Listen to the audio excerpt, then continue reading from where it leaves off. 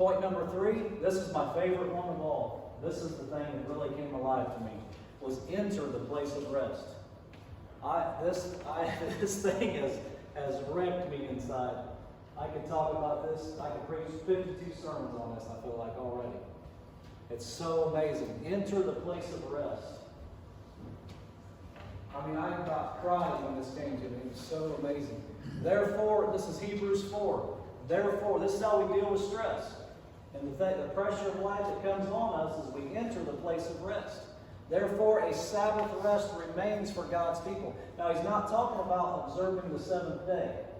He's not talking about a literal Sabbath day. He's talking about what the Old Covenant law pointed to was rest in Christ. Jesus is our Sabbath. We have ceased from our works just as God did from his on the seventh day when we've entered into Christ and received his righteousness. Right? So a Sabbath rest remains for God's people. For the person who has entered his rest has rested from his own works, just as God did from his. Let us then make every effort to enter that rest. Have you ever been in a place where you began to worship God, or you really had an encounter with God, and you felt like the feeling that came on you in that moment? I want you to think about that. Like worry left immediately, didn't it? Fear couldn't stay in a place like that. Like when you had an encounter with God, or you began to worship God. Like you don't feel anxiety in that moment. Frustration leaves immediately. That's what I'm talking. That's the place of rest. You see what I'm saying? Does anybody know what I'm talking about? You all experienced that.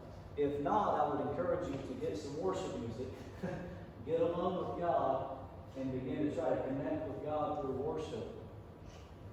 And I'm telling you, it's amazing. When you enter that place of rest, you can be full of worry right before that moment. And when you enter that place, worry's gone. Anxiety's gone. Fear's gone. Frustration leaves immediately. In that place of rest. Peace comes on your body that you can't even explain. It's amazing. That's the place of rest that I'm talking about. And I'm saying this, that we can live from that place. We can go to work in the place of rest. We can lead worship in the place of rest.